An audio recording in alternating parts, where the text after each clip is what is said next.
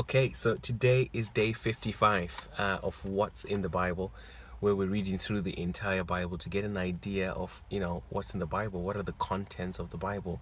If we were to give a summary to somebody else who had never read the Bible before, what are the kind of things that we would say, or a summary about a chapter, or, a book, that is in the Bible, what would we say? So that's the whole point of why we're doing this, because it's important as Christians or non-Christians who are trying to figure out what the truth is to know what the Bible says, other than going based off what other people say, or how other people have arrived. So it's just good to know it for yourself, I think, to say, okay, I read it for myself and I know the story goes in such and such a way. And in my opinion, it makes gatherings and church services and sermons, whatever, all the more interesting, because when somebody's talking about a story, you're like, oh yeah, of course, I know this is how the story goes, or whatever, and it deepens your understanding. So hopefully, you can join me as I continue, start your own plan, and get to talk to other people and discuss the Bible, and and just read it. So today, day 55, we're reading through Jeremiah chapter 1 to Jeremiah chapter 10. So we've just finished the book of Isaiah, who was one of the major prophets. Jeremiah is also another of these major prophets.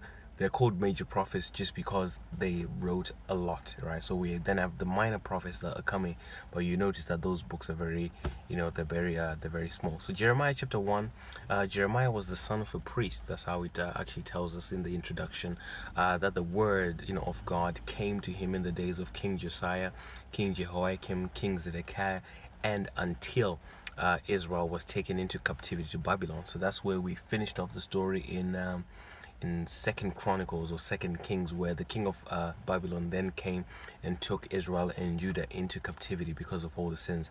So we know, around about the time that the book of Jeremiah was written, or the events, or what was actually happening in there. We hear about the calling of Jeremiah, that God had ordained it ever since before Jeremiah was born. So God already knew, or had already put it into place, that Jeremiah would be a prophet. We hear about Jeremiah's doubts, because it says there that he was a really young person, says, Lord God, I am only a youth. And we hear God's response, to those, concerns, I suppose, of Jeremiah. We hear about the first two signs, that God was watching over his word, to perform it, and the second sign was to say that a kingdom was coming from the north, to execute judgment on Israel. Chapter 2, how Israel started off actually on the right foot, God's faithfulness to Israel, but how eventually it was returned with rebellion and idolatry, the coming judgment on Israel, because God, sees all. We hear more about the rampant idolatry that was happening in Judah and Israel, and how they were unashamed, of their sin. Chapter 3, idolatry is actually likened to prostitution or infidelity in a marriage relationship. So God was basically saying that the Israelites, by going and worshipping other gods, they were essentially cheating on God, or committing adultery, and that was not the right thing to do. Israel was first, then Judah followed in this sin. We hear that God is willing to forgive and restore, and we see here a picture of the restoration. Jeremiah chapter 4, God has open arms waiting for them to return to him, and again we hear about this nation coming from the north to destroy because of sin in the land. Chapter 5, we hear about the state of sin in Jerusalem, and how God's justice was compelling him, to act upon this. We hear about the coming of another nation to destroy, but a full end would not be made of Israel, as in there will always be a remnant or a few people left, and he would never totally destroy, Israel. We hear that sin had come between them and God, false prophets and false priests that were in the land operating unhindered. Chapter 6, we have about the coming destruction because of sin, in the land, and all the means that God had employed to try and get them to turn. Chapter 7, Jeremiah was sent to proclaim against, the false hope in the temple, because they would say, oh, we've got the temple, so we can do whatever we want, but as long as we've got the temple, everything is going to be great. But Jeremiah is sent specifically to say, just because there's a temple there, that was blessed, and all sorts of things, does not mean that you can behave in whatever way you want. So we then hear what truly mattered to God, which was acting justly, not oppressing immigrants, not oppressing orphans, sticking up for the widows, and not, shedding innocent blood, and no more idolatry. We hear about a warning against hypocrisy or living double lives, and just doing religious acts for the sake of doing them. We hear about the pending destruction, because of sin, and the fact that sin hurts people. Sin does not hurt God; it hurts, people.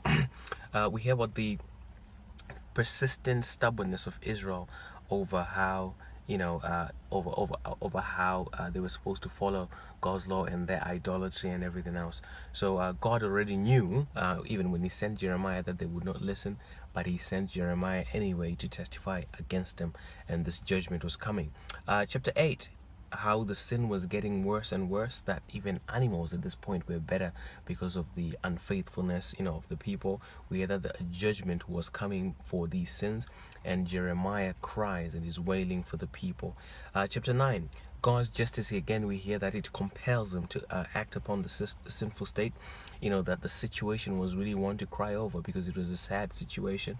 The only boast that people should have was in knowing God is the Lord, and how He acts, that He acts in love, He acts in justice, and He acts with righteousness.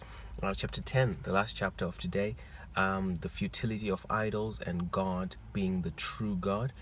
God created the world in His power, the coming of the nation from the north to judge the current state of affairs. So Jeremiah probably starts off more on a much more serious, much more dark